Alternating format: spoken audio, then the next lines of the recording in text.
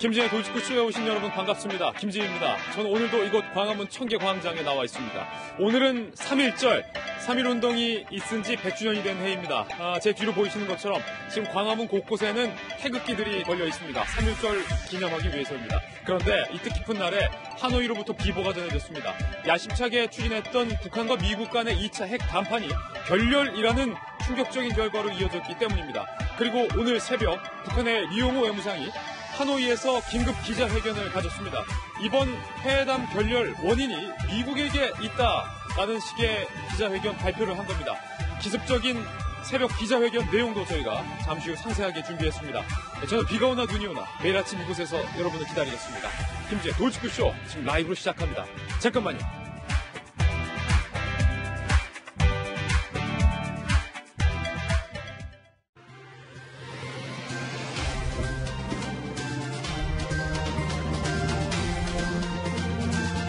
신문 읽어주는 남자입니다. 북미회담 결렬. 평양도, 워싱턴도, 서울도 모두 충격에 빠진 결과입니다. 그리고 오늘 새벽 리용호 외무상이 하노이에서 긴급 기자회견을 가졌습니다. 리용호 외무상은 이번 결렬의 원인은 미국에게 있다라는 식의 기자회견을 했습니다. 오늘 저희 돌직구쇼는 트럼프 대통령의 발언과 또 북한 리용호 외무상의 발언을 교차로 들어볼 수 있도록 준비를 했습니다. 과연 회담 결렬의 원인이 무엇인지, 양측이 생각하고 있는 이유 무엇인지 잠시 후에 생생히 들어볼 수 있으십니다. 먼저 오늘 조간신문의 내용부터 함께 보실까요? 동아일보입니다. 북미 노딜, 빅딜이 아니라 스몰딜이 아니라 마이크로딜이 아니라 노딜이었습니다. 비핵화 하노이 탈선, 김정은 위원장과 트럼프 대통령의 돌아서는 모습도 오늘 동아일보 1면에 보도되고 있습니다. 김정은 위원장은 대북 제재 전면 완화를 요구했다. 트럼프 대통령이 이렇게 밝혔습니다. 트럼프 대통령은 그에 대해서 영변뿐만 아니라 다른 지역의 완전한 비핵화를 요구했습니다. 어쩌면 이 두 정상이 애초부터 원했던 것이 서로 상이했을지도 모릅니다. 두 정상 간의 접점은 없었습니다. 다음 신문입니다. 이번엔 조선일보입니다. 어제 회담장에서 이런 일이 있었다는 거예요. 트럼프 대통령이 영변 말고 큰 규모의 핵시설을 언급하고 지적하자 북한의 김정은 위원장이 깜짝 놀랐다는 겁니다. 어떻게 그런 것까지 알고 있느냐라는 의미 아닐까요? 트럼프 대통령은 결국 영변 말고 그 지역, 영변보다 더 큰 규모의 핵시설을 우리 미국이 알고 있고 내가 알고 있다. 그곳에 핵시설 폐쇄까지 요구했던 것으로 보입니다. 김정은 위원장의 협상 카드에는 영변 말고 다른 곳은 없었던 것처럼 보입니다. 잠시 후에 자세한 이야기도 전문가들과 함께 분석해 보겠습니다. 다음 신문입니다. 이번엔 한겨레 신문입니다.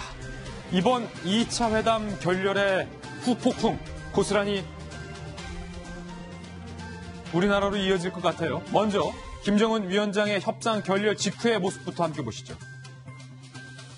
협상이 결렬되고 나서 김정은 위원장이 본인의 전용 차량인 벤츠 차량에 탑승을 한 모습인데 시선을 둘 곳을 찾지 못해 보이는 황망한 표정이 역력합니다. 얼굴도 붉게 상기되어 있는 표정. 회담 결렬을 예측하지 못했던 것 같습니다. 잠시 후에 이미지 전문가와 함께 김정은 위원장의 회담 전후의 모습도 상세하게 분석해 보겠습니다. 다음 신문입니다. 이번엔 경향신문입니다. 결국 서울에까지 영향을 미칠 수밖에 없다는 겁니다. 경향신문 제목, 평창에서 시작된 한반도 평화 프로세스 1년 만에 최대 위기. 한반도 평화 프로세스, 일시적인 부침은 있었지만 평화 무드를 타고 이어졌는데 이번 결렬로 결국에는 찬물이 끼얹어졌습니다. 남북 경협 본격화 등등, 금강산 관광과 개성공단 재개 등등 친한반도 체제를 선언했던 문재인 대통령과 우리 정부로서는 한반도 프로세스 구상 자체가 차질이 불가피한 상황으로 이어지고 있습니다. 안타까운 일입니다. 다음 신문입니다. 이번엔 중앙일보입니다. 국내 이슈도 짚어보겠습니다. 중앙일보의 사회면의 톱 기사는 바로 이겁니다. 빅뱅의 승리 씨의 성접대 의혹, 그리고 버닝썬의 대표인 이문호 대표의 마약 투약 논란, 버닝썬 수사의 판이 커지고 있습니다. 특히 외국인 투자자들을 성접대했다라는 의혹과 관련해서 일파만파 논란이 커지고 있고 오늘 새로운 내용도 하나 터졌습니다. 승리 씨가 팔라완에서 필리핀에서 생일 파티를 벌였는데 무려 6억 원대의 초호화 생일 파티를 벌였고 그곳에 이른바 룸살롱에서 근무하는 여종업원들도 대거 무상으로 데리러 갔다. 이른바 물 관리를 하기 위해서였다라는 사실도 오늘 폭로가 되었습니다. 잠시 후에 그 이슈도 짚어보겠습니다. 다음 신문입니다. 이번에 한국일보입니다. 걱정스러운 일 또 한 가지 더. 어제는 제가 신문 읽어주는 남자 막바지 출산율이 1명 밑으로 떨어졌다. 0명대다 전해드렸는데 오늘은 국민연금의 작년 수익률이 마이너스 0.92%. 역대 최악. 지금 보시면 2009년, 2012년, 2015년, 2017년 그래도 수익률이 났는데 작년에는 처음으로 마이너스 수익률이 났습니다. 0.92%. 기금 운용 10년 만에 마이너스. 시장 수익률에도 못 미칩니다. 국내는 마이너스 16.77%, 해외는 마이너스 6.19% 손해가 났습니다. 주식 투자가 부진했다. 국민연금, 우리가 꼬박꼬박 내는 이 국민연금을 정말로 제대로 믿고 맡길 수 있는 건지에 대한 회의감이 여론에 들고 있습니다. 회의감이 네티즌들의 여론에서 묻어나고 있습니다. 이거 이대로 괜찮은 건지 잠시 후 오늘의 하풀에서도 짚어보겠습니다. 지금까지 신문 읽어주는 남자였습니다. 네, 오늘 아침 저와 함께한 등판 선수부터 소개를 해드리겠습니다. 민주당의 김영주 전 의원, 그리고 김희정 전 여가부 장관, 그리고 김태우 전 통일연구원장 모셨습니다. 그리고 김일성 종합대학 출신의 주성아 동아일보 기자와 한국이미지전략연구소의 허은하 소장님 모셨습니다. 모두 어서 오세요. 반갑습니다. 네, 오늘 저희 돌직구쇼는 앞서 예고해드렸던 것처럼 국내의 주요한 뉴스들과 더불어 어제 북미 회담의 결과와 그리고 오늘 새벽 리용호 외무상의 긴급 기자회견 내용 그리고 그 이면에 숨겨져 있는 북한과 미국 간에 숨겨진 비하인드 스토리까지 상세하게 짚어보겠습니다.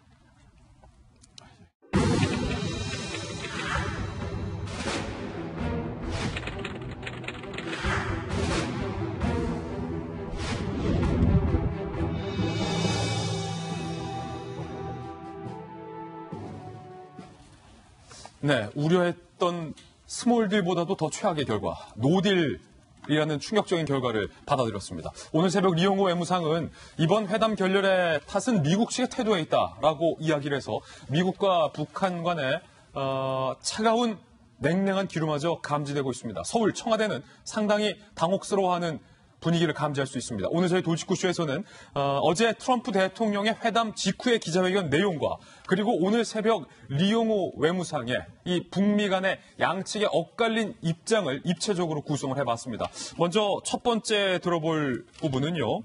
이번 결렬의 원인을 미국과 북한이 서로의 탓을 하고 있는 부분 저희가 준비했는데요. 먼저 트럼프 대통령과 리용호 외무상의 이야기 직접 각각 들어보시죠.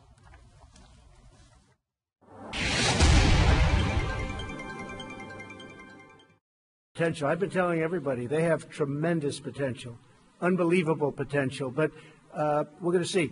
But it was about sanctions. I mean, they wanted sanctions lifted, but they weren't willing to do an area that we wanted. They were willing to give us areas, but not the ones we wanted. John? 그러나 회담 과정에 미국 측은 용변지구 핵시설 폐기 조치 외에 한 가지를 더 해야 한다고 끝까지 주장했으며 따라서 미국이 우리의 제안을 수용할 준비가 되어 있지 않다는 것이 명백해져 있습니다. 이런 기회마저 다시 보기 힘들 수도 있습니다. 통일연구원장이셨던 김태우 원장님, 네. 어제 사실 저희 돌직구쇼에서 스몰딜이 아닌 마이크로딜, 더 나아가 노딜까지 나올 수 있다라고 조심스럽게 우려를 하셨는데 그 우려가 지금 현실이 됐어요. 네. 미국과 북한 측의 이번 협상 결렬의 원인을 꼽는 직접적인 목소리 들어보셨는데 네. 미국은 북한이 비핵화에 대해서 아예 비전이 없는 것 같다. 트럼프 대통령이. 김정은 위원장은 비핵화에 대한 비전이 아예 머릿속에 없는 것 같다라는 이야기를 했고 리용호 외무상은 영변 말고 다른 비핵화를 끝까지 요구해서 미국 탓이다. 지금 서로 양측에게 탓을 돌리고 있습니다. 어떻게 보십니까? 사실 그 내용은 지난 몇 년 동안 전문가들이 글로 다 발표를 했던 내용입니다. 저도 명색에 수십 년간 핵 문제를 다루어왔지만 북한이 핵 보유국 지위를 끝까지 가져가려고 한다. 그거 다 알려진 일이고요. 영변 이외의 시설, 이게 영변 플러스 알파, 그 시설의 핵심은 농축 시설인데요. 북한이 그거를 내놓지 않겠다고 하는 이유는 이제 플루토늄 폭탄은 만들지 않아도 우라늄 폭탄 제조 기반은 가져가겠다는 거거든요. 예. 그건 사실 이건 처음부터 예상됐던 일인데 우리만 이걸 충격으로 받아들여요. 우리만. 예. 미국 정부도 물론 아는 거고요. 그 미국은 뭐 알고 있기 때문에 그것마저 해체를 하고 싶어서 요구를 했던 것이고 뭐 결국은 원인을 얘기하라 그러면 북한과 미국 사이에 서로 주고자 하는 것과 받고자 하는 것 사이에 일치가 되지 않았다. 예. 불비례성이 존재했다. 뭐 비상파장이죠. 우리 여기에서는 뭐 미국의 충격 요법이 북한에 통하지 않았다. 이렇게도 쓸 수 있지만 반대로 북한의 떼쓰기 요법이 미국에 통하지 않았다. 이게 이제 비상파장입니다. 예, 비상파장이라고 말씀하셨는데 이번 회담 결렬의 탓을 지금 서로에게 돌리고 있는데 네.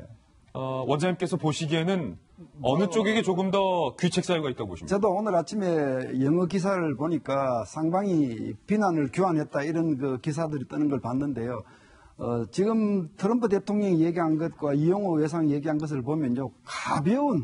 가벼운 비난을 주고받았을 뿐입니다. 사실은 비난이라고 할 수도 없을 만큼 우호적입니다. 저 부분은요. 저보다 더 심하게 상대방 탓을 할 수 있는데도 굉장히 부드럽게 했는데 그 부분은 앞으로 대화를 이어가겠다라고 하는 생각을 양쪽이 다 깔고 있는 걸로 보셔야 됩니다. 예, 트럼프 대통령이 이렇게 이야기를 했습니다. 회담 중에 영변 이외의 핵시설을 지적하니까 김정은 위원장이 깜짝 놀랐다는 겁니다. 영변의 큰 규모의 핵시설을 지적하자 우리가 알고 있었다는 사실에 김정은이 깜짝 놀랐다. 트럼프 대통령이 기자회견에서 이렇게 얘기했는데 김일성 종합대학을 졸업하신 주성하 기자님. 예. 이 영변 이외의 핵시설에 대해서 예. 많은 언론들은 강선이라는 곳이 아닐까라고 전망을 하고 있는데 예. 일단은 두 가지를 여쭤볼게요. 김정은이 깜짝 놀랐다. 예. 김정은은 왜 깜짝 놀랐을지 그리고 영변 이외의 핵시설이 강선이 맞는지. 예. 일단 뭐 첫 번째 깜짝 놀랐다는 것이 그러니까 강선이라는 곳에 지금 새로운 시설이 들어선 것은 작년 5월 달부터 이미 밝혀졌습니다. 예. 그래서 두 가지 가능성이 있는데 일단 강선을 또 언급하게 되면 어쨌든 뭐 그거는 새로운 사실이라고 볼 수는 없는데 강선 외에 다른 기지를 언급했을 가능성도 있습니다.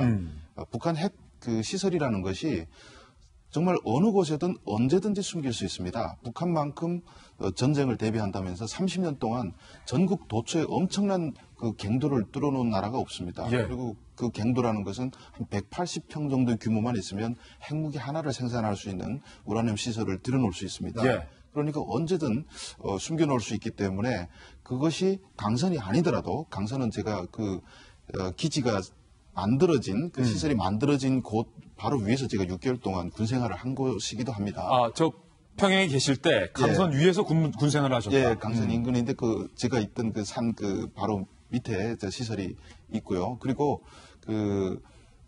놀랐을 두 번째 가능성은 그런 것은 자기 실무 보고를 받지 않았는데 갑자기 회담탁에 탁 던지니까 갑자기 이거 어떻게 처리해야 될지 몰라가지고 시간이 없지 않습니까? 그래서 당황했을 가능성은 충분히 있다. 이렇게 볼 수 있을 것 같습니다. 예, 이 강선이란 곳이 어디인지 미국의 보고서와 또 통일부 당국자의 이야기도 저희가 한번 취재를 해봤습니다. 강선이란 곳, 이런 곳이다. 먼저 ISIS 보고서입니다. 제2의 비밀 농축시설이 강성이라는 이름으로 운영되는 것으로 의심된다. 위치는 특정하지 않는다라고 했지만 그 위치까지 현재 특정이 된 상황입니다. 지금 주성하 기자가 언급했듯이 평양에 이제 서북부 지역에 강선이라는 곳이 있을 것으로. 남포하고 평양 사이에 있습니다. 남포하고 평양 사이에. 네, 바로 대동강 옆에 있습니다. 그렇군요. 통일부 당국자의 설명도 한번 들어보죠. 북한 지역에는 강선이라는 지명이 많으며 미국에서 말한 강선이 어느 곳인지는 정확히 알 수 없다라고 통일부는 이렇게 이야기하고는 있지만 북한의 핵시설 현황을 살펴보면 남포와 평양 사이에 강선이 있는 곳을 현재는 얘기가 되고 있습니다. 결과적으로 김일성 장관님. 북한 김정은 위원장은 영변 이외의 다른 곳에 대한 비핵화 준비를 안 했던 것으로 보여요. 네, 맞습니다. 사실은 그동안 우리가 말하는 비핵화에 있어서 북한이 생각하는 비핵화의 수준과 미국이나 국제사회가 생각하는 그 비핵화의 수준에 상당한 차이가 있었음이 드러나고 있습니다. 북한은 영변 핵 시설을 하나를 얘기함으로써 미래 핵 전체를 없앨 수 있다라는 식으로 그동안 표명을 해왔습니다. 그래서 기존에 생산된 핵에 대해서는 양보하고 가는 거 아니냐라는 우려가 있었습니다만 사실 미래 핵에 대해서도 영변 핵 시설 하나로 퉁실 수 없다라는 게 이번에 미국에서 제시한 방금 얘기한 강성을 비롯한 다른 곳까지에서도 니네는 여전히 미래 핵도 만들 수 있다. 지금 그리고 보시면 영변 말고 이렇게나 많은 곳에 우라늄 농축 시설과 여러 가지 원자로 핵 시설들이 포진하고 있다는 것. 근데 이게 현재까지 미국과 우리 정보 당국이 파악하고 있는 수준인데 이거보다 사실은 더 많다. 맞습니다. 그래서 사실은 미래 핵에 대한 우려도 숨기고 있는데 현재 핵에 대한 처리만 남겨놓는 게 아니라 미래 핵에 대한 가능성까지도 같이 있다. 그래서 비핵화에 대한 수준 차이가 상당히 있다라는 걸 알 수 있었습니다. 그렇기 때문에 두 가지를 짚고 가야 되는데요. 앞으로 그 북한하고 미국하고 협상을 재개를 하려면 비핵화에 대한 수준이 주 국가 간에 얼마만큼 차이가 있는지, 그다음에 제재 완화에 대한 수준이 얼마만큼 차이가 있는지에 대한 서로 똑같은 단어를 쓰고 있지만 의미하는 바가 다르다. 그래서 두 부분에 대한 정리를 하는 것이 다음 회담을 위해서 가장 중요한 과제인 것 같습니다. 예. 허은하 소장님, 네. 김정은 위원장이 회담이 결렬된 직후에 본인의 벤츠 승용차, 전용차를 타고 회담장을 떠나는 모습도 사진으로 포착이 됐는데 그 장면을 보니까 얼굴이 굉장히 새빨갛게 상기도 있었고 당황해 보이는 듯 했기도 했고 한편으로는 화가 나 보이는 듯 했어요. 이미지 전문가시니까 어떻게 분석하십니까? 분명 예상하지 못했던 결과라는 생각은 한 표정으로 판단됩니다. 기본적으로 스몰 딜까지는 가능할 것이냐. 제가 봤을 때는 김정은 위원장이 자신감이 있었습니다. 그래요? 이번에는 준비를 좀 확실하게 좀 한 것 같아요. 확실하게 해왔고 그렇기 때문에 이번 딜에서는 내가 원하는 것을 얻을 수 있을 것 같다라는 생각을 좀 한 것 같습니다. 최선희 씨가 그 미국식 계산법을 우리가 몰랐던 것 같다라는 얘기를 했는데요. 여기에서부터 작은 실수가 시작된 거라고 볼 수 있을 것 같아요. 트럼프가 제가 이제 2016년부터 미국 대선 현장에서 취재를 하면서 트럼프를 분석했고 지금 이제 4년째 트럼프를 지켜보고 있는데요.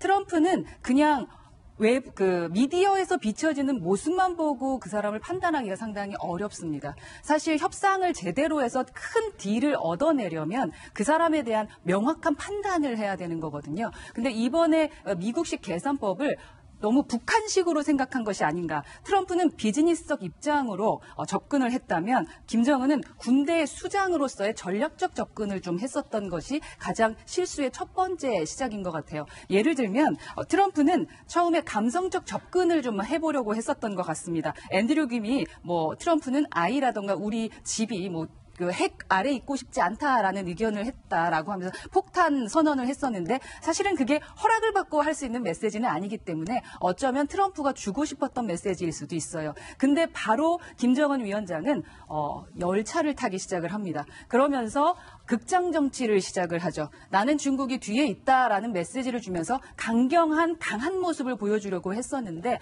그 부분에서 트럼프의 어쩜 전략이 조금 바뀔 수도 있지 않았을까라는 생각이 듭니다. 여러분 트럼프는요 절대 빠르게 무언가를 결정하는 스타일의 협상 방식을 취하지 않습니다. CNN에서 2004년도에 이라크에 대한 그 인터뷰를 하면서 트럼프가 그때부터 대선에 나오려고 준비를 했던 사람이에요. 예. 결국 대선을 나오기 위해서 15년간 전략을 짰던 사람이고요. 그리고 기본적으로 비즈니스 전략에서도 빠르게 무언가를 얻었던 적이 없습니다. 2차 북미 정상회담을 하기 위해서 단번에 김정은 위원장이 원했던 그 답을 줄 수 있었던 사람이 아닌데 그러한 계산법을 잘 못 읽었던 것에서부터 조금 실수가 있었던 것 같고 그랬기 때문에 너무나 당황해서 김정은 위원장의 표정이 아주 발긋게 상기가 됐잖아요. 이 상황을 어떻게 해야 될까? 앞으로 사실 이틀 동안 베트남에 있기로 했었는데 예. 베트남에서는 또 어떻게 활동을 해야 될지까지 고민이 될 겁니다. 주정아 기자께서는 또 직접 김수영 종합대도 다니셨고 평양에서 크셨으니까 저 표정을 어떻게 좀 분석하십니까? 사진 다시 띄워주세요.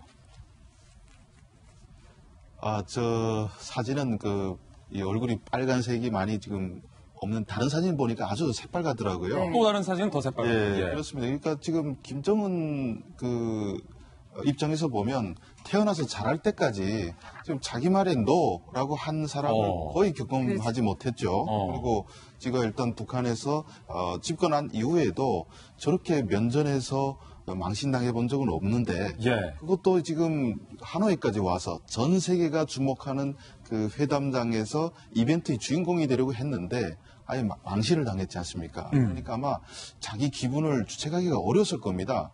본인 스스로도 이런 상황을 미처 예측하지 못한 상태에서 지금 나오다 보니까 아마 저거 타고 들어가면서도 여러 가지 마음들이 아마 교차했겠죠. 분노도 있고 화도 있고 트럼프를 내가 뭐 잘못 믿어야 되나, 이 판을 깨야 될 것이냐, 계속 가야 될 것이냐, 아래 부하들한테는 또 무슨 어떻게 해야 되고 어떻게 수습해야 되고 여러 가지 복잡한 속내가 비춰져 있지만은 일단은 제일 큰 것이 저는 분노라고 생각합니다. 분노다. 한 번도 경험해보지 못했던 무시를 당한 거죠. 저 표정 안에는 분노라는 감정이 자리 잡고 있다라는 분석 들어봤는데 저희가 두 번째로 준비한 이 양측의 목소리는요, 북한이 무엇을 요구했느냐는 겁니다. 그런데 양측이 설명하는 북한의 요구에 대한 내용이 조금은 상이합니다. 어떻게 상이할지, 북한의 요구 조건, 북한의 요구 사항에 대해서 직접 양측의 입장을 들어보시죠.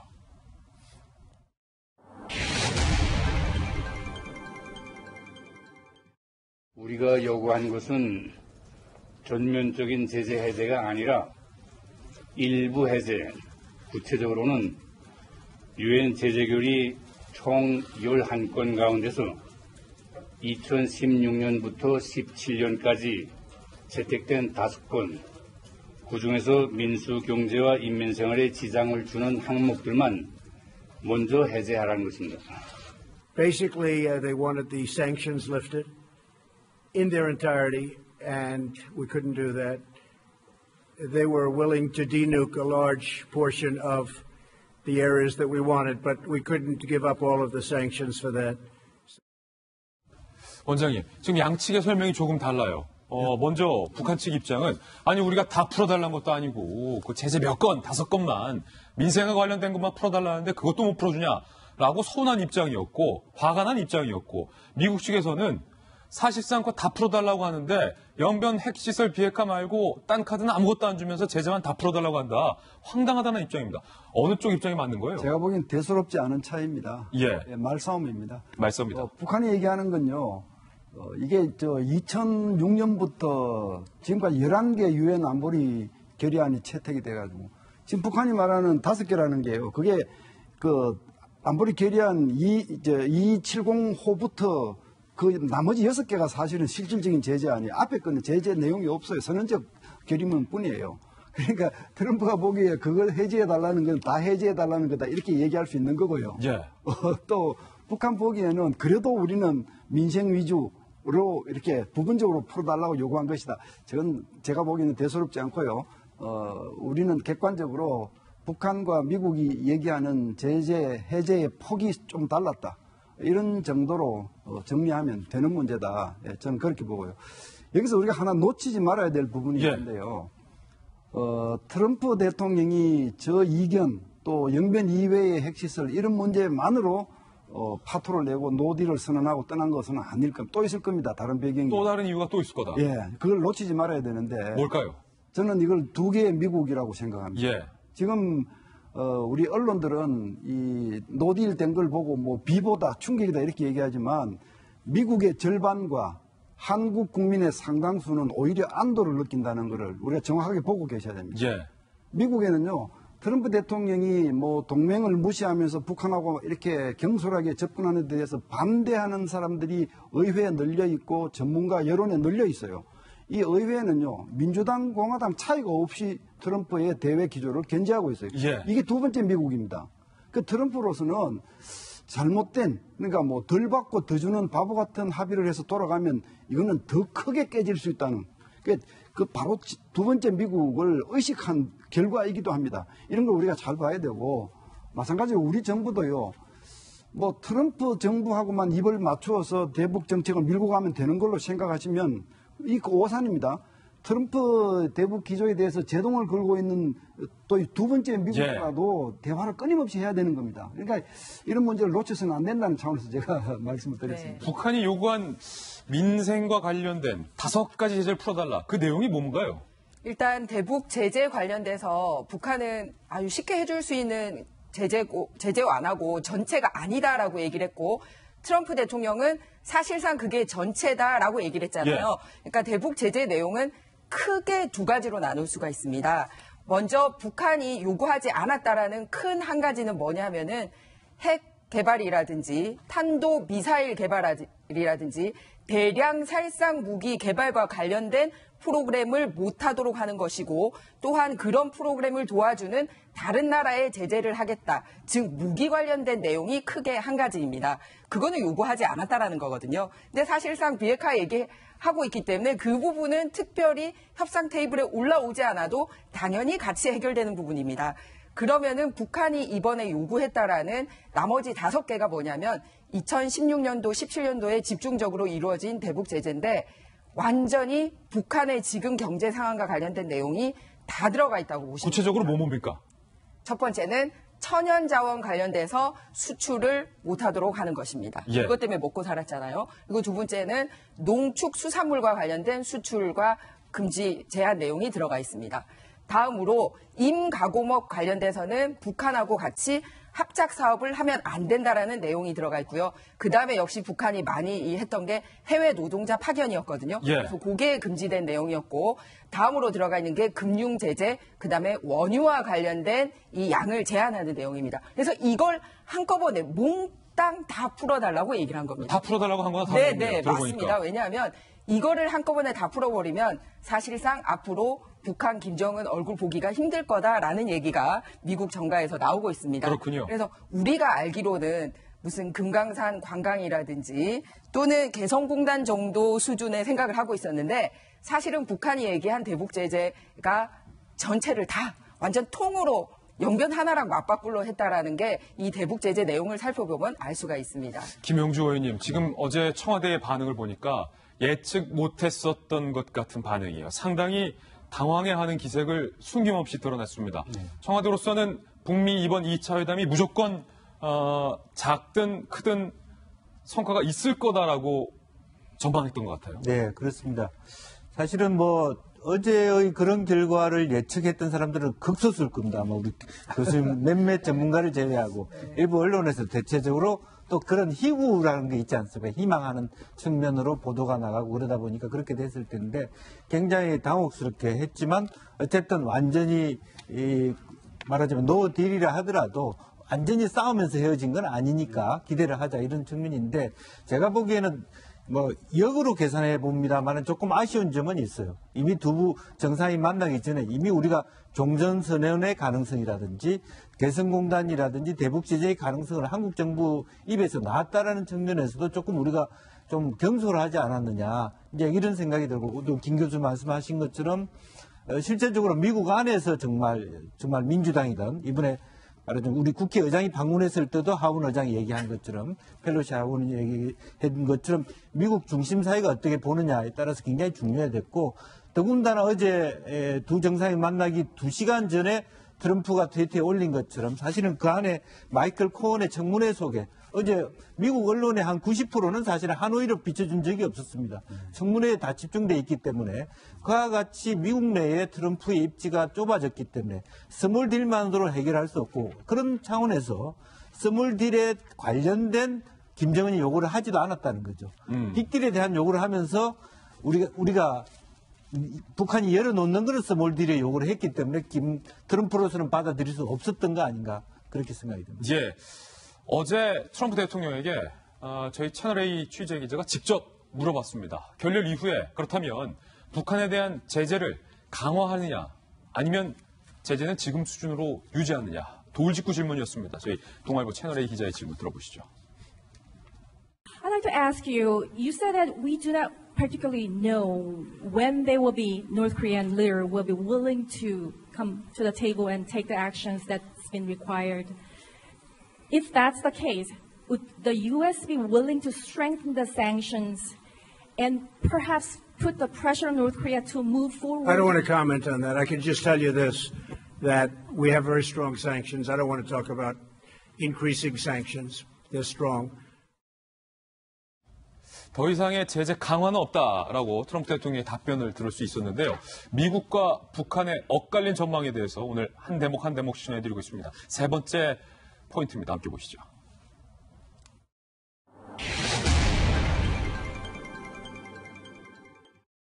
I think Chairman Kim was hopeful that we would. We asked him to do more. He was unprepared to do that, but I'm still optimistic. I'm hopeful that the teams will get back together in the. 이번에 특별한 순회 회담을 옆에서 하면서 우리 국무위원장께서 미국에서 하는 미국식 재산법에 대해서 우리가 하니 힘들어 하시지 않은가.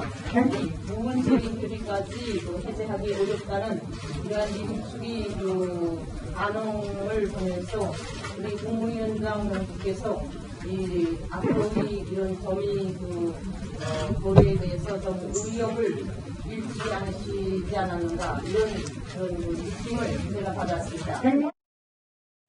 마지막 최선희의 얘기까지 오늘 새벽 이야기까지 들어봤는데 앞으로의 협상이 가능한 것인가라는 근본적인 의문이 드는 대목입니다.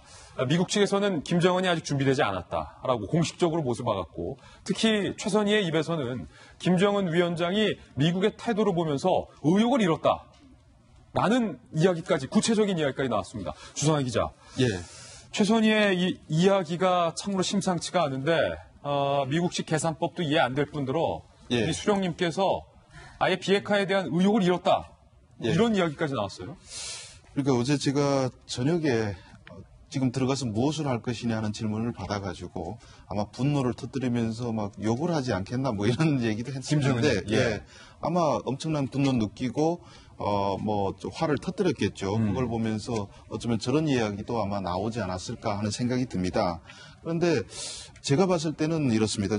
지금 미국과 북한 입장이 다 나왔지 않습니까? 예. 그럼 제가 봤을 때는 이건 애초에 성립될 수 없는 이 거래 조건이었습니다. 애초에 성립할 수 없었다. 당연히 미국이 받을 수도 없고 어떻게 돼서 이 조건 놓고 앉아가지고 미국과 북한이 정상이 만나겠다고 결심한 것도 정말 놀랍지만은 또 하나는 그렇습니다. 우리는 미국과 북한이 한 달 넘게 지금 실무자 회담 했지 않습니까?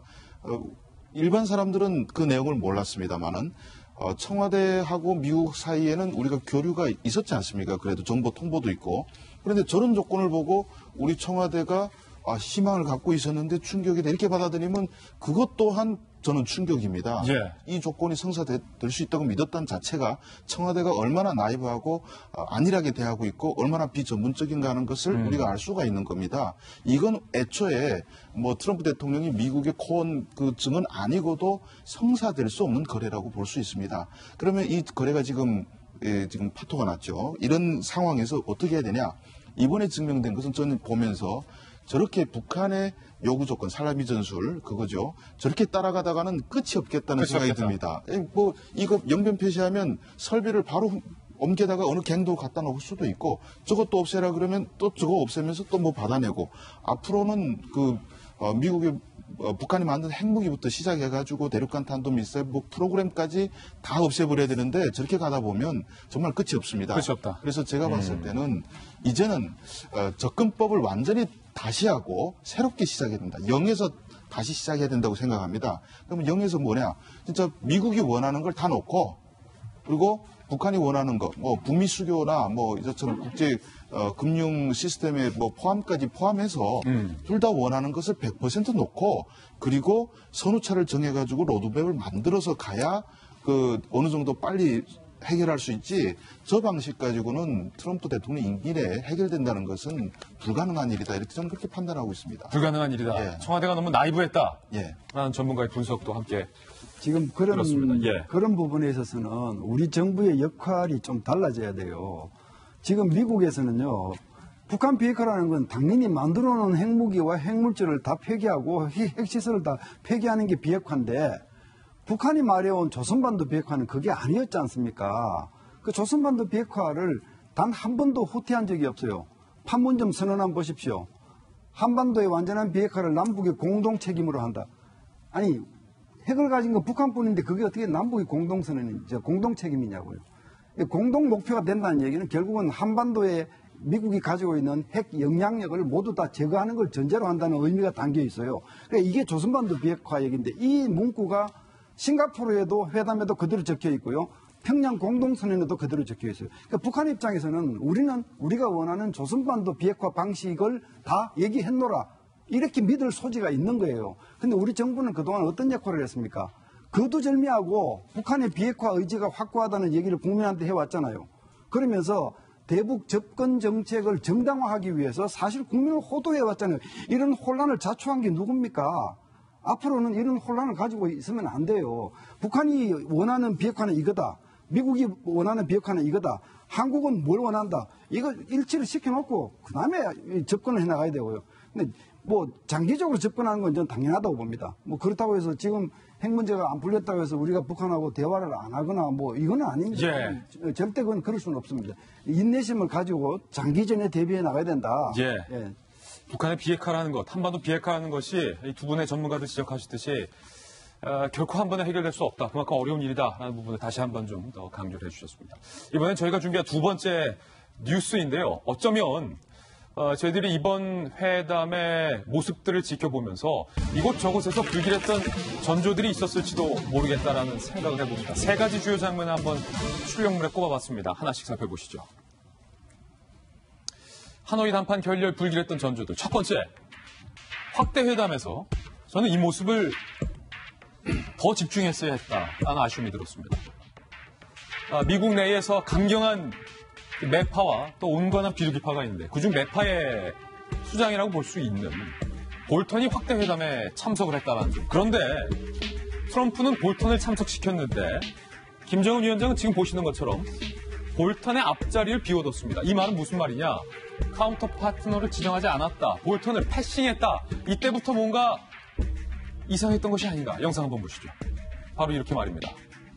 자, 분명히 확대 회담에서는 외교적으로 확대 회담에 참석한 사람의 카운터파트를 앉혀놓고 배석하는 것이 예의입니다. 지난번 싱가포르 회담 때도 그랬습니다. 그런데 트럼프 대통령이 북한에 대해서 강경한 볼턴을 참석시켰는데 북한의 김정은 위원장은 그의 앞자리를 이렇게 텅하니 비워놨다. 볼턴은 앞자리에 허공만을 확대 회담 내내 바라볼 수밖에 없었습니다. 이것이 과연 무엇을 의미하는가? 주성하 기자님. 예. 이게 무엇을 의미하는 겁니까? 일단 볼턴이 등장했다는 것은 저 사람은 북한에 수없이 당해본 사람입니다. 계속 당해본 역사와 경험에 대해서 꿰고 있습니다. 그러니까 트럼프 대통령이 어쩌면 최후의 수비수라고 필요해가지고 데리고 왔을 수도 있고 어쩌면 또 악역 담당자일 수도 있습니다. 그래서 나타났다는 자체는 벌써 불길한 징조고 검은 구름이 몰려왔다는 거죠. 예. 그래서 악역이 나타나가지고 아마 북한이 제시한 조건, 그러니까 영변하고 바꾸자 하면 볼턴은 지난 기간에 우리가 이거 했는데 이런 거 지켜지지 않았다는 것을 다 상기시켜주면서. 영변은 과거에도 했다고 하고서 안 하지 않았냐, 뭐 이렇게. 그러면 트럼프 대통령은 이렇게 저 사람 말하는 게 저 일리가 있는데 하면서 밀어버릴 수 있지 않습니까? 자기 입으로 다 얘기하기보다는.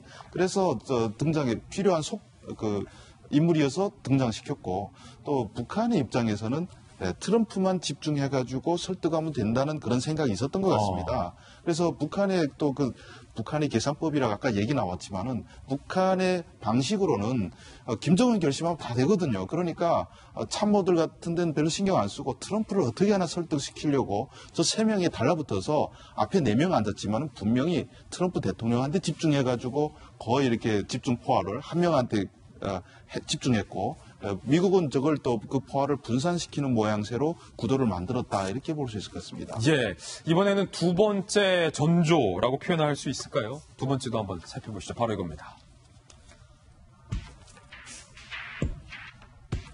소제목을 여기에 달자면 김정은의 혼잣말, 김 위원장의 혼잣말. 무슨 의미인지 직접 들어보시죠. I've been saying very much from the beginning that speed is not that important to me. I very much appreciate no testing of nuclear rockets, missiles, any of it. Very much appreciate it. 우리한테 시간이 귀중한데 우리한테 좀 들어갈 시간 주시면 우리 이야기. No rush. No rush. There's no rush. We just want to do the right deal. 예단하진 않겠지. 그러나 나의 직감으로 보면 좋은 결과 형님 뭐라고 믿습니까? 지금 홍원하 수사님 보면요. 트럼프 대통령이 줄곧 시간은 중요하지 않습니다. 우리가 급할 이유가 없습니다. 라고 계속 말을 하는데 트럼프 대통령의 통역을 전해 듣다가 김정은 위원장이 통역사에게 야 이거 우리한테 시간이 제일 중요한데 1분 1초가 중요한데 라고 혼잣말을 하는 듯한 모습을 포착했어요. 이게 무슨 의미입니까? 어떤 의미예요? 이번에 이틀 동안 김정은 위원장의 모습을 보면서 정말 신기했던 것은 주연이 되고 싶은데 너무 서두른다라는 게 좀 이상했었거든요. 조급했다. 예, 너무 조급해 보였었어요. 그 부분이 조금 이상하다고 느꼈는데 결국에는 이런 결과를 갖고 오게 된 것 같습니다. 우리가 사실은 예측할 수 있는 몇 가지가 있어요. 트럼프는 준비를 좀 많이 하고 온 것 같습니다. 트럼프의 우선 제가 몇 가지 징후들을 좀 살펴봤는데요. 첫 번째 넥타이입니다. 트럼프의 넥타이요? 네. 기본적으로 트럼프는요. 자신이 주인공이 되고 진짜 중요한 이야기를 할 때는 흰 셔츠에 빨간 넥타이를 합니다. 1차 북미 정상회담 때도 빨간 넥타이를 가져와서 모든 시선을 받았어요. 그런데 이번에 27일에 하노이에 왔을 때는 빨간 넥타이가 아니었어요. 그래서 그럼 다음 날 하려고 하나 보다라고 생각했는데 어제 넥타이도 빨간 넥타이가 아니었습니다. 대부분 이렇게 줄무늬 넥타이를 한다 그러면 교류 정도죠. 그렇게 넥타이를 가지고 오늘은 바로 중요한 메시지를 주는 날이 아니다라는 것을 메시지로 주는 것이 있었고요. 예. 또한 시선 처리입니다. 기존의 1차 북미 첫 회담에서는요. 사실 둘이서 이야기할 때 김정은을 보지 않았어요. 그냥 앞만 보면서 기자들만 보면서 얘기를 했었거든요. 근데 27일에 만났을 때는 김정은 위원장만 보면서 얘기를 하더라고요. 그러면서 처음에 너무 과도하게 친절한 거 아닌가라는 생각을 했었는데 그 또한 의도가 있었습니다. 어제 트럼프 모습을 보면요. 트럼프 대통령은 이제 또 김정은 위원장을 보지 않습니다. 시선을 갑자기 바꿔버리는 거예요. 이거는 또한 악수. 아마 지금 말씀드리는 거는 김정은 위원장이나 문재인 대통령에게도 좀 도움이 될 것 같은데요. 트럼프 대통령은 기본적으로 협상을 시작하기 전에 악수를 좀 보면 그 사람의 마음을 좀 읽게 됩니다. 악수 자체를 모든 사람에게 동일하게 하지 않아요. 근데 이번에 김정은 위원장과 악수를 할 때 져주는 듯이 손바닥을 밑으로 내리면서 들어갔다가 손을 다시 위로 올리거든요. 그리고 중립을 위지합니다. 저 중립을 유지한다라는 자체는 저 정도까지라는 거예요. 그렇지 않고 내가 강하게 나가고 싶으면 앞으로 끌어당기는 스타일이에요. 이번엔 내가 끌고 간다라는 식의 몸의 표현들을 좀 보여주는 편인데 이번엔 그러지 않았었다. 애초에 어쩌면 트럼프 대통령의 머릿속에 노딜에 대한 시나리오도 철저하게 준비하고 왔던 거다. 그렇죠. 처음에 내가 사실 협상이라는 게 그렇잖아요. 사람의 마음을 얻어야 되기 때문에 처음엔 친절하게 다가갑니다. 하지만 내가 진짜 얻고 싶은 걸 얻기 위해서는 어느 순간 강해지는 거예요. 근데 여러분 여기서 좀 주시하실 게 트럼프 대통령은 진짜 강한 자하고 싸울 때는 아주 강하게 나갑니다. 이번에 2차 북미 정상회담 때는 과도하게 친절했어요. 그래서 우선은 관계에 대한 것만으로 만족하자라는 부분들의 메시지를 온몸으로 보여준 게 아닌가 싶고요. 여기에서 비언어를 좀 무시하지 마셔야 될 것이 시청자들도 마찬가지입니다. 라이브를 보는 데서 우리가 얻을 수 있는, 우리가 핵 이득이라고 하는데 얻을 수 있는 건 그동안 얻지 못했던 그 사람의 진짜 심리를 읽어볼 수 있기 때문일 텐데요. 이번에 특히 더 왜 이들이 이렇게 될 수밖에 없었나라는 것을 돌발 상황에 그들의 행동에서 정말 많이 볼 수 있었던 것이 아닌가 싶습니다. 예. 이번 북미 회담의 변수 혹은 불길한 전조 짚어드리고 있습니다. 이번에 세 번째 항목을 함께 보시죠. 세 번째 전조는 미국 내에서 있었습니다. 김태우 원장님 말씀하셨던 것처럼 사기꾼과 협잡꾼, 하노이 북미 회담이 진행되는 내내 미국 언론을 가장 크게 장식했던 건 바로 트럼프의 옛 책사인 코언의 홍로들이었습니다. 트럼프의 옛 책사는 트럼프를 향해서 사기꾼과 협잡꾼이라고 비난의 목소리를 높였는데 도대체 무슨 이유일까요? 직접 들어보시죠. He is a racist, he is a con man, and he is a cheat. This $35,000 check was one of 11 check installments that was paid throughout the year. Well, it's incorrect. And, you know, it's very interesting because I tried to watch as much as I could. I wasn't able to watch too much because I've been a little bit busy. But I think having a fake hearing like that and having it in the middle of this very important summit is really a terrible thing. 이렇듯 미국 언론은 하노이 회담보다도 이 코언의 폭로에 대해서 더 대서특필하고 있었습니다. 미국 언론 내용 함께 살펴보시죠. 먼저 AP입니다. 트럼프가 코언의 주의를 뺏기고 있다. 이 증언은 그의 외교정책 목표를 훼손할 조짐을 보인다. CNN도 보도했는데요. 트럼프가 김정은에게 전격적으로 양보하지 않을까 걱정된다. CNN은 반대로 좀 더 우려를 했었습니다. 이거 지금 코어 문제 때문에 트럼프 대통령이 신경 쓰여서 이번 북미회담 그냥 다 넘겨줄 거 아니냐라고 걱정을 했는데 결과는 넘겨주진 않았고 아예 하늘 깨고 나오는 상황이었는데 김영주 의원님 지금 미국 내에서 트럼프의 책사가 폭로한 내용을 보면요. 트럼프가 대선 기간 내내 러시아와 마치 유착을 했던 것처럼 활동을 했었고 또 트럼프가 과거 성관계를 가졌다고 주장하는 여성들에게 돈을 전달했는데 내가 돈을 전달했다. 그는 500여 차례 협박과 거짓말을 해왔다라고 뭐 거의 충격 폭로를 해왔어요. 예. 이제 그 레이시스, 즉 인종주의자에 대한 문제, 또 참전용사에 대한 폄하, 또 러시아 관련된 또 허시머니라고 하는 사실은 이 입막음 돈을 나한테 주라 그랬다. 이런 얘기가 계속 연이어져 왔고 또 다음 청문회에서도 자기가 강력하게 그런 것을 더 추가 폭로하겠다는 게 말하자면 코언의 어려운 발언이었습니다. 최선은 내년인데. 네. 얼마 안 그래서 남았는데. 기본적으로 저는 이제 뭐 아까도 말씀드렸다만 그 2시간 전에 이제 말하자면 이 트럼프가 코언에 대해서도 자기의 범죄를 낮추기 위해서 거짓말을 하고 있다 이렇게 얘기를 했기 때문에 실제로 회담 속에서의 신경의 반은 그게 가 있을 것이라고 생각이 됩니다. 그런데 그런 상황을 잘 모르고 김정은이가 너무 짧은 시간 하루 동안 트럼프를 뭐랄까요 설득할 수 있다고 한 게 전술적으로 크게 잘못되었다라고 생각 들고 그렇기 때문에 오히려 이거 이러다가는 도저히 뭐 안 된다. 빨리 본국에 돌아가서 사실은 코언 입분도 막아야 되겠다 하는 생각들을 갖게 된 것 같고요. 또 그런 면에서 오히려 그 두 가지 아까 우리 혼나 수장 말했습니다만은 깨질 것도 염두에 두고 하노이에 오지 않았느냐 그런 생각이 듭니다. 그렇군요. 김태호 원장님 이제 마지막으로 이번 북미 회담은 결렬됐는데 두 대통령에게 남아있는 시간이 그리 많아 보이진 않아요. 특히 트럼프 대통령에게는 시간이 얼마 없고 김정은 위원장이야 뭐 무한정이죠. 무한정이라고는 하지만 북한의 대내 경제 상황과 이 제재 압박의 어떤 강도를 보면 그렇게 시간이 많은 것 같지도 않고 문재인 대통령도 이제 집권 3년 차고 앞으로 어떻게 해야 될지 좋은 한마디를 부탁드리겠습니다. 뭐 지도자 세 분이 전부 다 좀 정신 차려야 될 것 같아요.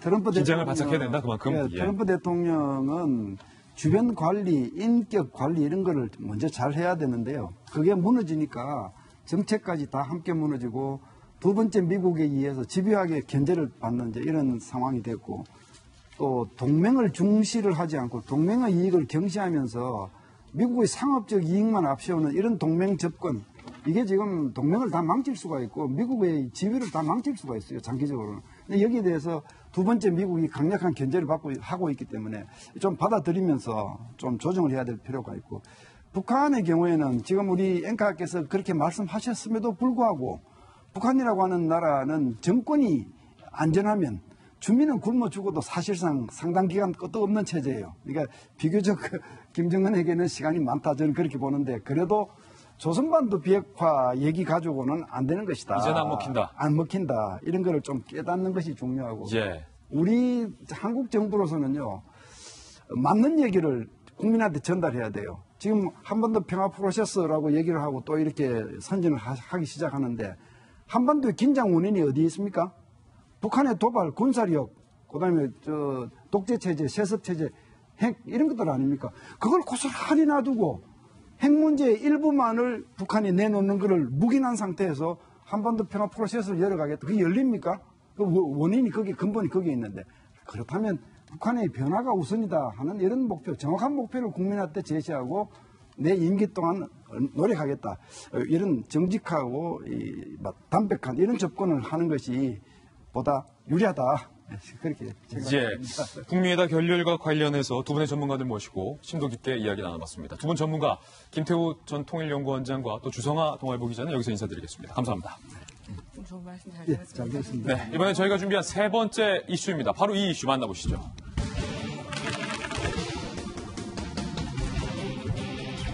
바로 국내 이슈 중에 가장 큰 이슈입니다. 이 승리 씨에 대한 의혹 일파만파 커지고 있습니다. 필리핀의 한 리조트를 통째로 빌려서 6억 원대 호화 생일 파티를 벌였다. 그 영상까지 현재 공개가 됐습니다. 먼저 영상부터 살펴보시죠.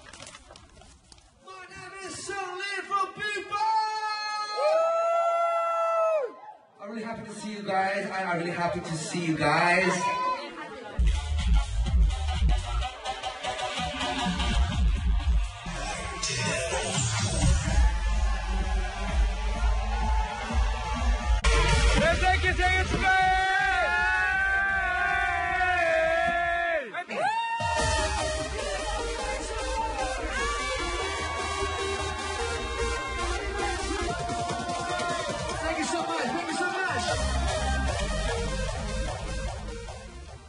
네, 승리 이슈를 포함해서 지금부터는 국내의 중요한 이슈를 보도해드리겠습니다. 두 분의 출연진도 오늘 모셨습니다. 저희 돌직구 쇼의 시그니처인 김병인 박사님과 또 손수호 변호사님, 돌직구 전담 변호사님 두 분 모셨습니다. 어서 오세요. 안녕하세요. 자, 지금 보셨던 장면이 2017년에 승리가 필리핀 팔라완이라는 곳에서 생일 파티를, 초호화 생일 파티를 벌였다라는 의혹이 제기됐고, 그때 생일 파티 당시의 영상입니다. 이 의혹을 보도한 매체에 따르면 이 생일 파티에만 6억 원이 들었다라고 분석을 하고 있는데요. 도대체 이 생일 파티 어떤 파티인 건지, 무엇이 문제인 건지 자세한 전말도 준비했습니다. 함께 보시죠. 지난 2017년 승리가 단골 술집 여종업원 A씨에게 생일 파티에 와라라고 초대를 하게 됩니다. 그때 제안이 몸만 오면 된다. 승리가 내건 조건은 소위 물개라는 용어가 나왔어요. 물개. 물 좋은 게스트의 준말이라고요. 이 A씨는 그냥 물 좋은 언니만 있으면 모든 비용 승리 오빠가 내겠다고 했다. 우리 가게에서만 10명이 갔고 소위 텐 땡땡 업소 언니들도 있었다. 2017년 12월 9일 승리는 필리핀의 팔라완 섬 리조트를 통으로 빌려서 이틀간 생일 파티를 했는데 150여 명이 초대됐고, 이 중에 VIP로 분류된 사람들은 일본, 중국, 홍콩, 대만, 싱가포르 등등 재력가들이었다. 그리고 게스트로 분류된 사람들은 유흥업소 여성들 9명. 이들이 초대된 이유는 단 하나, 파티의 흥을 돋우기 위해서. 그리고 모델 대회 출신 SNS 스타들, 역시 미모의 여성들 10명도 분위기용으로 게스트로 초대가 됐다. 당시 참석했던 B씨라는 분은요, 왕복, 항공료, 리조트, 숙박료 모두 제공됐고, 룸서비스뿐만 아니라 샴페인도 술값도 공짜였다. 그리고 이 물개, 물 좋은 게스트에 속했던 A씨는요, VIP들에겐 비즈니스 항공까지 제공했다. 여자 게스트들은 이코노미였다.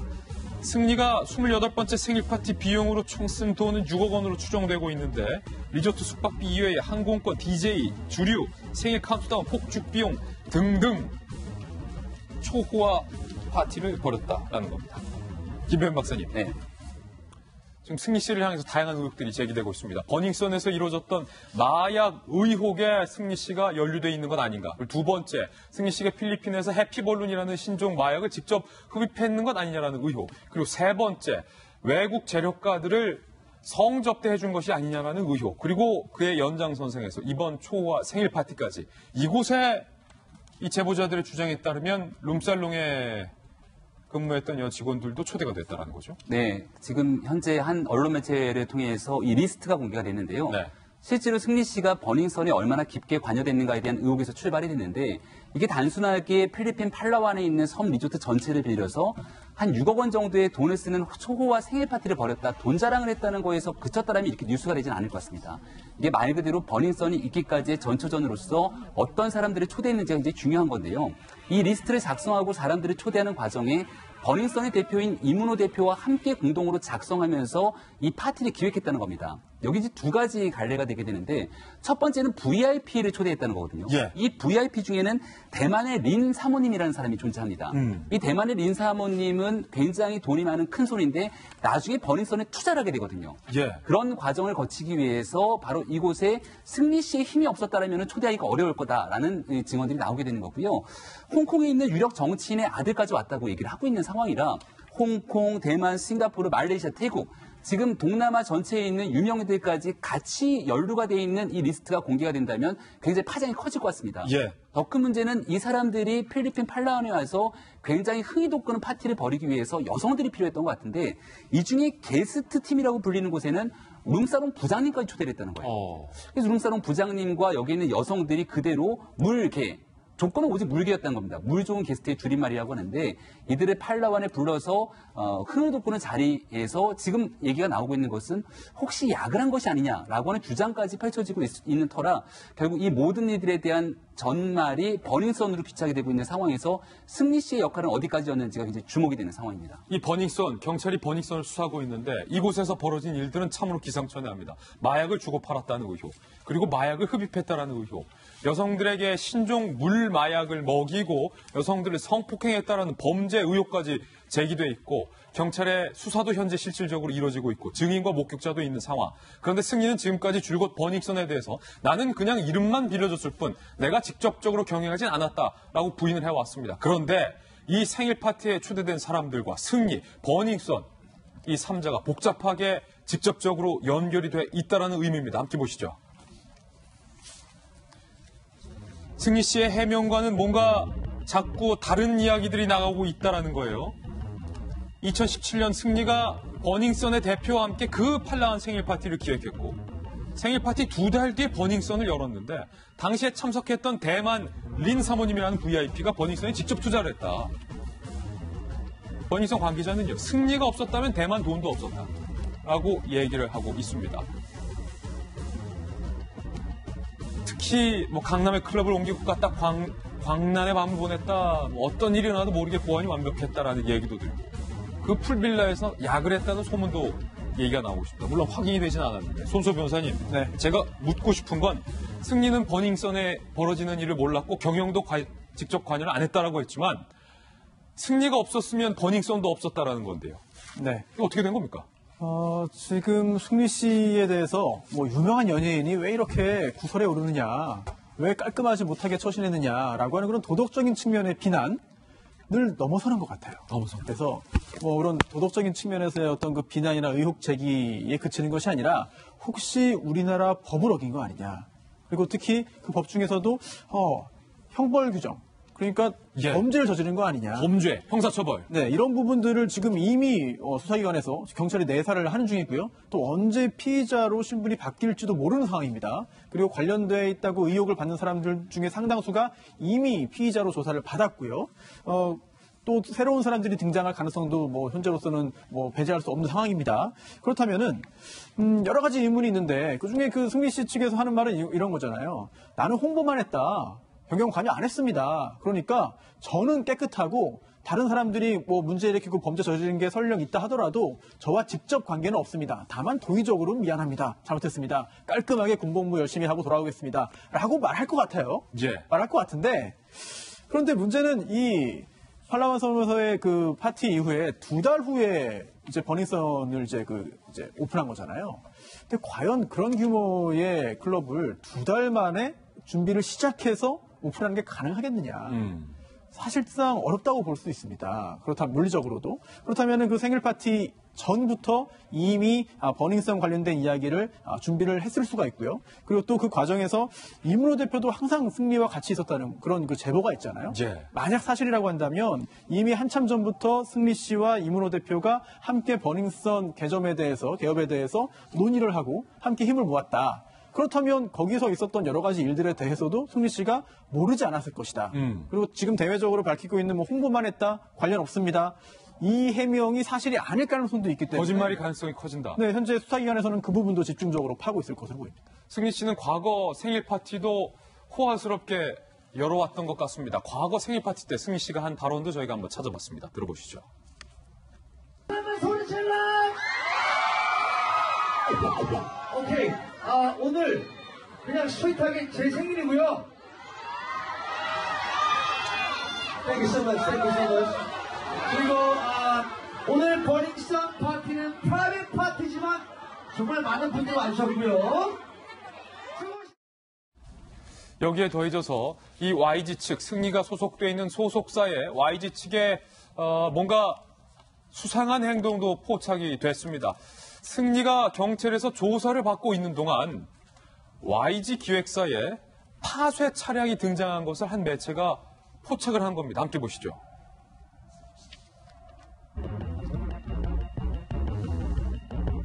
자, 일단은 파쇄업체 관계자는요, 박스, 종이가방, 캐리어 등등 컴퓨터 같은 가전제품도 있었다라고 얘기를 했는데요. 그 차량부터 함께 보시죠.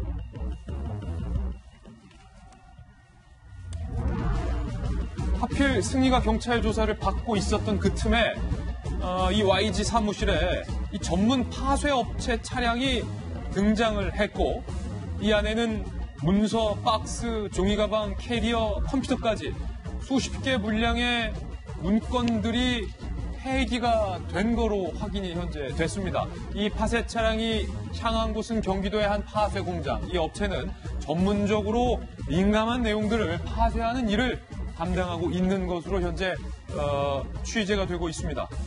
경찰은 승리가 조사받는 동안 YG에 파쇄 차량이 왔다 간 사실조차 까마득하게 모르고 있는 것으로 확인이 됐습니다. 김 장관님. 너무 경찰이 허술해도 어떻게 이렇게 허술할 수 있나 싶어요?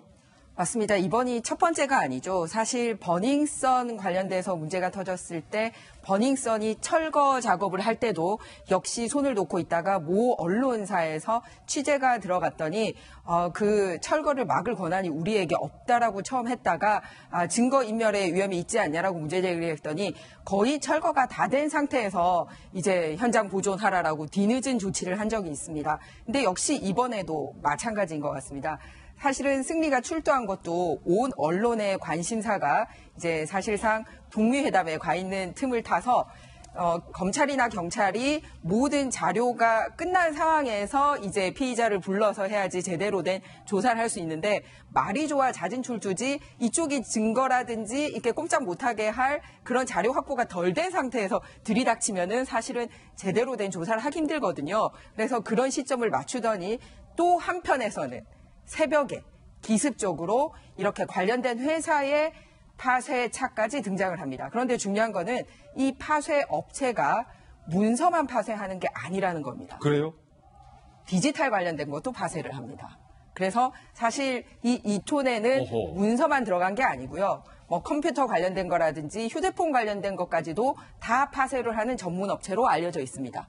더군다나 이 새벽 시간대 요즘은 특히 최저임금 이런 등등의 문제가 있다 보니 새벽 시간대와 일상 시간대의 파쇄업체의 비용이 굉장히 차이가 있습니다. 손소 변호사님, 의혹인데, 의심인데 증거인멸의 의혹도 현재 제기되고 있어요. 네, 좀 전에 김 장관님 말씀하신 대로 이게 통상적이지 않은 부분들이 있기 때문에 의문을 갖는 거예요. 왜냐하면 큰 기업에서 이렇게 파쇄 차량 불러가지고 이렇게 문서 정기적으로 이제 없애고 정리하는 거는 당연히 하는 일입니다. 그 자체는 이상하지 않아요. 예. 하지만 중요한 건 언제 한 거냐.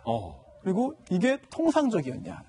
예정되어 있던 거냐. 이 부분인데요. 이제 YG 측에서는 이거 원래 정기적으로 하던 겁니다. 정기적으로 파쇄한 거다. 이거 뭐 전혀 이상하지 않습니다. 라고 말을 했습니다만 과연 이게 언제 이게 예약된 건가? 날짜를 정해놓고 뭐 1년치 이미 예약을 해놓은 건지 아니면 뭐 한두 달 전에 이미 한 건지 여부를 좀 알고 싶고요. 만약 그렇지 않고 긴급하게 승리 씨의 조사가 진행되니까 뭔가 갑자기 진행했다면은 의심을 할 만한 상황이 있는 거죠. 그리고 또 시간입니다.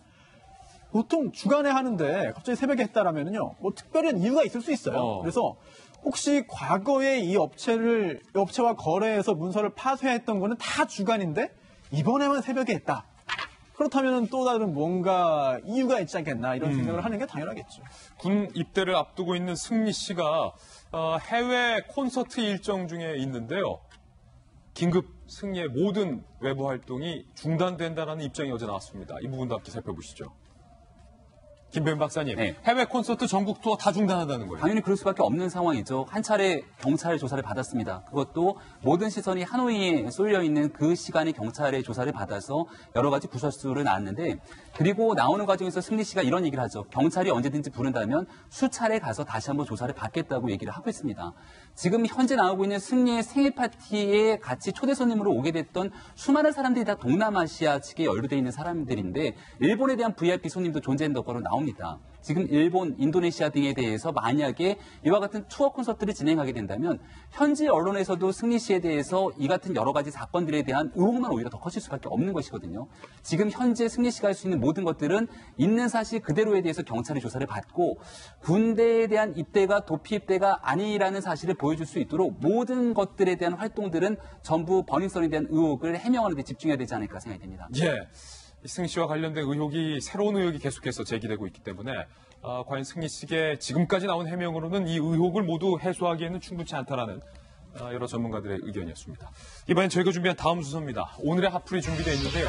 오늘 과연 어떤 분들이 핫플 4인방에 선정이 됐을지 핫플 4인방부터 직접 만나보시죠.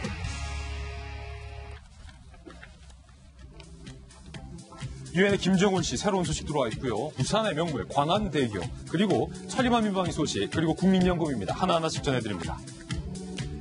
전 여자친구 낙태 종용으로 논란을 빚은 그룹 UN 출신 배우 김정훈이 사흘 만에 침묵을 깨고 공식 입장을 발표했습니다. 임신 중인 아이가 친자로 확인될 경우 양육에 대한 모든 부분을 전적으로 책임지겠다고 말했는데요. 또한 낙태 종용으로 논란이 된 부분에 대해서는 서로 간의 견해 차이로 대화가 원활히 이루어지지 않았다라고 밝혔습니다. 며칠째 침묵했던 이유에 대해서는 정확한 소장 내용 확인을 위해 오늘에서야 입장을 표명했다면서 가장 중요한 단서 하나를 달았는데요. 만약 이와 같은 사실이 거짓으로 판명될 경우 법적 대응도 불사하겠다는 것. 그러니까 논란에 대한 사과는 했지만 전 여자친구가 임신한 아이가 본인의 친자로 확인될 경우에만 책임을 질 것이며 뱃속의 아이가 친자가 아닐 시엔 법적 대응 등 가만히 있지 않겠다라는 겁니다. 자신의 아이를 가졌다는 전 여자친구를 향한 친자 확인 언급에 일각에서는 비판의 여론이 이어지고 있습니다.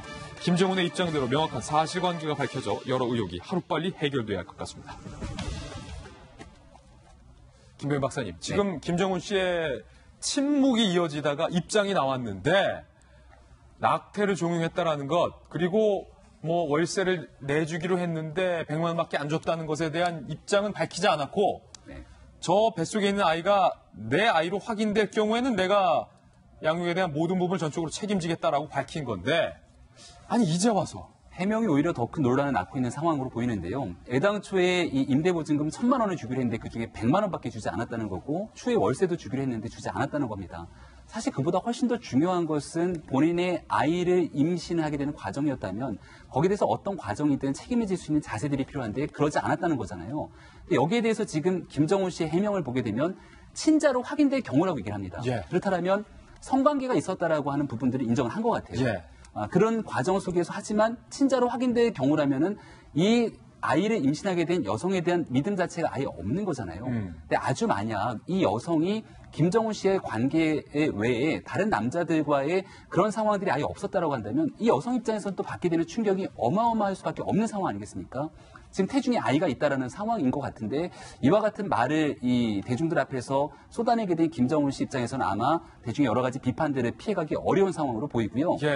지금 한 방송 프로그램에 함께 출연했던 여성에게도 미안하다는 말을 전했는데 단순하게 말로서 전달할 수 있는 상황이 아닌 것 같습니다. 저 같으면 가장 먼저 소송을 제기했던 여성을 찾아가서 거기에 대해서 할 수 있는 모든 이 사과와 해결의 방법들을 찾아야 될 것인데 공인으로서 지금까지 보여줬던 김정훈 씨의 태도가 여전히 많은 이 공감대를 자아내기는 어려운 측면들이 있는 것 같습니다. 그러니까 허나 소장님, 낙태를 종용했다라는 의혹에 대해서는 해명이 안 나왔고 서로 간의 견해 차이, 대화가 원활히 되지 않았다. 그러고선 잠적을 했다라는 게 이 여성의 주장인데 문제가 제기되니까 친자로 확인될 경우에 책임지겠다. 만약에 이 아이가 내 아이인지 아닌지 헷갈리는 상황이었다면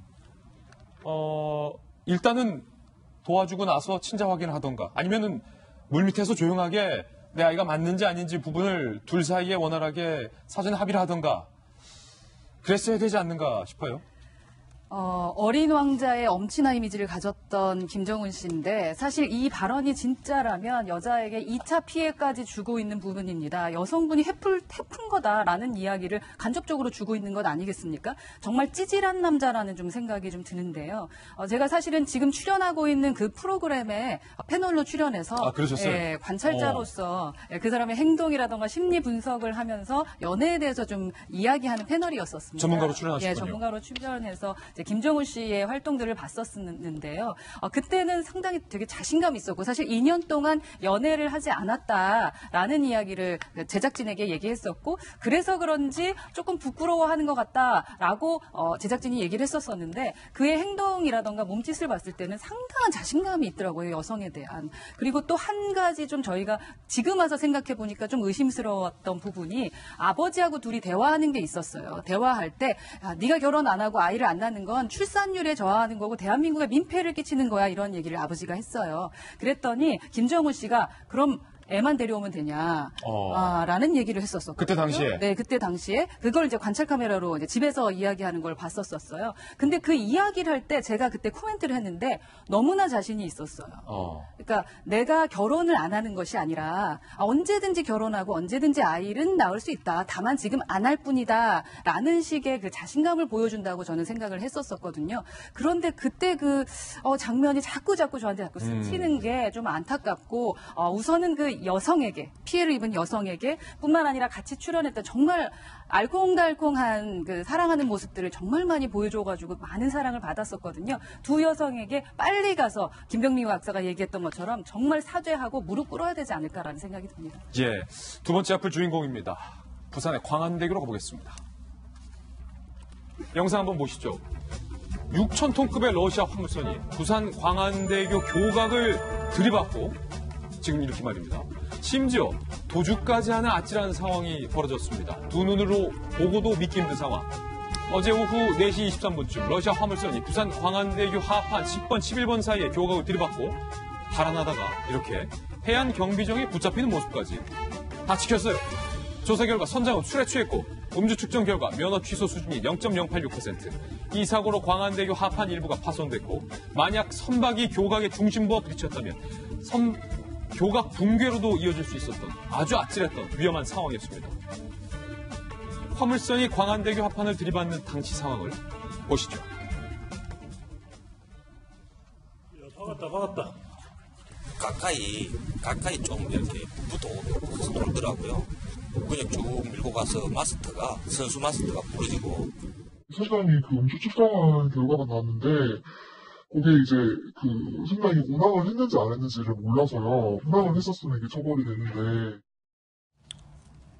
다행히 이번 사고로 인명피해는 없었지만 화물선 충돌 신고가 들어오기까지 해경이 출동 사진을 인지하지 못했고 즉각적인 충돌 사실을 인지하지 못했고 즉각적인 교통 통제도 이루어지지 않았다는 거예요. 선박 운행 안정성에 대한 문제도 제기되고 있습니다. 광안대교 하면 또 이 두 분. 김희정, 김영주. 아니 뭐 어떻게 이런 일이 있을 수가 있어요? 그러니까 말이에요. 아마 사람들이 제일 처음에는 저거 보신 분들이 뭐 영화 찍나 아니면 가다가 가다가 그냥 이제 그런 척하고 멈추나 이렇게 생각하는 부산 시민들이 많았었습니다. 그런데 놀랍게도 저런 일이 실제로 일어났어요. 그런데 여기서 짚고 넘어가야 될 부분은 뭐냐면 왜 공항에서도 이 공항 관제센터에서 비행기 뜨라 말라 이렇게 해야지 이제 순서대로 뜨고 내리고 하듯이 역시 부두에서도 마찬가지입니다. 부산의 해상교통관제센터에서 우리가 출항을 하겠다 하면 이제 오케이 사인이 떨어져야지 바닷길을 따라서 가야 되는데 일단 그거 없이 움직였어요. 그리고 더군다나 저 배에는 백기를 안전하게 이제 그 가이드할 수 있는 도선사도 타고 있지 않았습니다. 그러면 첫 번째 단계에서 방지를 할 수 있었어요. 왜냐하면은 우리가 그 관제센터에서 허가를 내리지 않은 커다란 배가 움직이고 있다. 그러면 그때 해경이 출동을 하거나 뭔가 조치가 있었어야 됩니다. 근데 그때 1단계에서 놓쳤다라는 거죠. 그리고 두 번째 단계는 저 광안대교 사고가 있기 전에 유람선하고 부딪히는 사고가 30분 전에 이미 있었습니다. 아이고, 예. 그리고 도망을 갔기 때문에 늦었지만 그 단계에서라도 출동이 돼서 저 배를 멈췄어야 됐습니다. 그런데 해경 뭐 했습니까 어제? 뭐 단체 단합 때 있었어요? 그러니까 그 단계에서도 조치가 안 된 거예요. 그리고 이제 세 번째 사고가 일어나는 겁니다. 광안대교로 움직여서 하는데 누가 봐도 눈으로 봐도 배 높이가 다리 높이보다 더 높다라는 것을 알 수 있는 상황이었어요. 저걸 그냥 들이대는 저 선장도 참 그래서 이 3단계가 되도록 부산시설관리공단이나 해경에서 아무런 조치가 없었다라는 거예요. 사실은 지금 시민들이나 굉장히 이렇게 놀랍고 분노해하고 있는 상황입니다. 그런데 더 놀라운 거는 저 사고가 일어나고 나서도 여전히 하루 통행량이 12만 단은 되거든요. 광안대교 건너시는 분들이. 그런데 교통통제가 1시간 동안이나 안 됐었다는 거예요. 근데 다행히 사고가 없었습니다만 만약에 그 시간에 이 지나오신 분들은 얼마나 지금 심장이 뛰겠어요. 그래서 이 3단계나 사고를 막을 수 있었는데 못 막은 점, 그리고 사고가 일어난 이후에도 1시간 동안 아무런 조치 없이 저 사고 현장을 이제 많은 시민들이, 더군다나 어제는 부산 시민뿐만 아니라 오늘부터 이렇게 3.1절을 맞이해서 또 이렇게 부산을 방문하신 분들도 많고 하거든요. 그러니까 외지에서도 많이 오셨는데 큰 사고가 날 뻔했다. 그래서 이번 기회에 저 선박에 대한 선장을 가지고 와서 이제 데리고 와서 이 피해 구조하는 것도 정확하게 짚고 넘어가야 되지만 또 하나는 이런 사고가 생기지 않도록 해상 관제나 해상 안전을 챙기는 게 지금 부산시의 관리 문제로 남아 있습니다. 김영주 의원이 보통은 부산에 계셔서 저 사고 나서 제가 어제 전화드렸는데 다행히 다행은 아니지만 러시아에 계셔가지고 하필 또 러시아 순박이라서 러시아 순박 혹시 저 러시아는 지금 있었던 거 아니죠? 영도도로 옛날에 있었지만 다연관이 들리는 됐어요, 지금. 저기 도로가 있는데 제가 보니까 음주 역주행입니다. 음주 역주행이다. 예, 그렇게 봐야 될 것 같고요. 실제적으로 보면은 진짜 그 러시아인들은 뭐 배 선장뿐만 아니라 사실은 비행기 조종사조차도 알코올 중독돼 있어서 그런 부분이 있거든. 출근할 때 바로 피를 뽑아서 음주 측정하는 것이 러시아의 노동자들의 현실이기 그렇군요. 때문에 그런 부분에 러시아 선박에 대한 동태, 감시를 좀 더 잘할 필요는 있을 것 같습니다. 예, 세 번째 악플도 한번 만나보시죠. 천리마 민방위가 주인공입니다. 김한수를 보호 중인 것으로 알려진 탈북 도피 지원단체 철마 민방위가 이번 주 중대 발표를 예고하고 나선 가운데 오늘 자유조선을 위한 선언문을 발표했습니다. 철마 민방위 홈페이지에 자유조선을 위한 선언문 2019년 3월 1일이라는 제목의 글과 7분 36초 분량의 영상을 공개한 건데요. 영상 속의 여성은 3.1운동 당시 선조들을 연상시키는 하얀 저고리에 검은 치마를 입고 해당 선언문을 낭독해서 눈길을 끕니다. 100년 전 오늘 선조들은 무자비한 박해와 견딜 수 없는 치욕의 구조를 전복하고자 독립과 자유를 외쳤다며 기아에 허덕이게 한 죄, 고문 감금의 죄 등등 북한의 부도덕하고 불법적인 체제를 고발하기도 했습니다. 한편 천리마 민방위가 중대 발표 예고 때와 달리 자유조선으로 홈페이지 로고를 바꾼 배경에도 관심이 쏠리고 있는 상황입니다. 김도영 박사님. 네. 3.1절의 영상을 하면서 북한의 죄를 낱낱이 알렸어요. 3.1절에 그리고 북미회담이 결렬된 이날에 천리마 민방위가 중대 예고를 발표하기 앞서서 이걸 올렸다는 거 뭔가 의미심장합니다. 3.1운동의 100주년 기념의 날짜에 맞춰서 자유조선 선언문을 낭독하게 됩니다. 1919년 3.1운동에 대해서 당시 우리 선조들이 외쳤던 이 목소리들을 바탕으로 그해 1919년 4월 11일에 대한민국 임시정부가 수립되게 되죠. 지금 저 자유조선이라고 하는 건 현재 북조선, 김정은 수령체제를 인정할 수 없다라고 하는 낱낱한 고백들을 자성의 발표를 하게 된 것이고요. 아마 조금 시간이 지나게 돼서 자유조선에 대한 임시정부를 수립하지 않을까. 한때 동아일보에 대한 기사에서도 이러한 움직임들에 대해서 한때 보도가 있었던 적이 있거든요. 결국은 김정은이 비핵화에 나서지 않고 있는 지금의 현 상황을 비판하면서 레짐 체인지에 대한 가능성까지 언급될 수 있는 것 같은데 당시 1919년 4월 11일에 있었던 대한민국 임시정부의 초대 대통령은 이승만 대통령이었습니다. 그렇다면 지금 숨어 지내는 김한솔 군이 등장할 수 있는 가능성, 과연 이 자유조선에 대해서 임시정부가 수립된다면 초대 주석이든 그 지도자로 누가 나서게 될 것인지에 대해서도 관심이 촉발되기 때문에 단순한 천리마 민방위가 하나의 운동을 하게 되는 단체의 성격을 넘어서서 사회적인 파장을 일으키려고 하는 그런 시발점이 아닌가 생각이 됩니다. 저는 궁금한 게 김영주 의원님, 저 네. 찍은 영상을 천리마 민방위가 직접 찍어서 올린 것으로 현재 보이는데 네. 영상 속의 장소가 우리나라예요? 그 남산 팔각정 같은 예. 느낌도 들고요. 실제적으로 보면 지금 이제 과거에 어쨌든 저 단체는 말레이시아에서 17년에 사망한 김정남을 가족을 보호하기 위한 단체인데 그동안에 어디 국적인가를 알 수가 없습니다만은 사이트만 나와 있거든요. 사이트는 사실은 freejoseon.org로 되어 있습니다. 그래서 이것은 아마 한국과 또 말레이시아나 동남아 여러 곳에서 같이 이 그 가족들을 보호하기 위한 국제적인 구호단체다 할 수 있고. 바로 이 장소. 네. 그런 면에서 사실은 국내에서도 또 저게 또 일본일 수도 있는 건데 느낌은 일본 느낌은 안 납니다만은 말투는 약간 북한 말투가 들어가 있습니다. 그렇다면 북한에 있는 사람이 남한에 넘어와서 저렇게 읽을 리는 없을 것 같고요. 중국 난동이라든지 연변 이런 것일 수도 있을 것 같은데 어떤 뒤에 건물이라든지 어떤 옆에 보이는 무슨 이 장소 안내문이 있는데 그게 나온다면 좀 더 정확하게 알 수 있지 않을까 싶습니다. 미스터리입니다. 이 단체의 국적이 어디인지, 어디에 소속되어 있는 단체인지, 이 여성은 누구이고, 이 장소가 우리나라로 얼핏 보이는데, 그럼 천리마 민방위의 어떤 멤버가 저기가 멀리 글자가 낙원이라는 글자가 지금 그럼 여기 낙원 상가잖아요. 예. 그러면 사실은 종로 3가라고 봐야 돼요. 천리마 민방위의 일부가 종로 3가에서 이 같은 영상물을 올렸다는 것은 우리나라를 기반으로도 활동을 하고 있다는 것을 유추할 수 있고 또 동남아에 있는 유럽에 있는 김한솔과 동남아에 있는 김한솔도 구출해냈다면 다국적의 어떤 조직원들을 두고 있는 단체가 아닐까라고 현재 추정을 할 수밖에 없죠. 예. 그런 어떤 또 말하자면 우리가 뭐 좀 간접적인 얘기지만 홈페이지 로고를 다시 했다면 일정 정도의 자금력을 가진 국제 단체도 스포트를 받을 수 있겠다는 생각도 듭니다. 예, 물론 외국인들로 구성된 단체 플러스 탈북자고 저 여성을 그냥 내세웠을 수도 있고 장소를 한국으로 교란을 하기 위해서 했을 수도 있는 일이죠. 그 중대 발표가 뭘지도 조금 더 궁금해지는 대목입니다. 네 번째 풀입니다.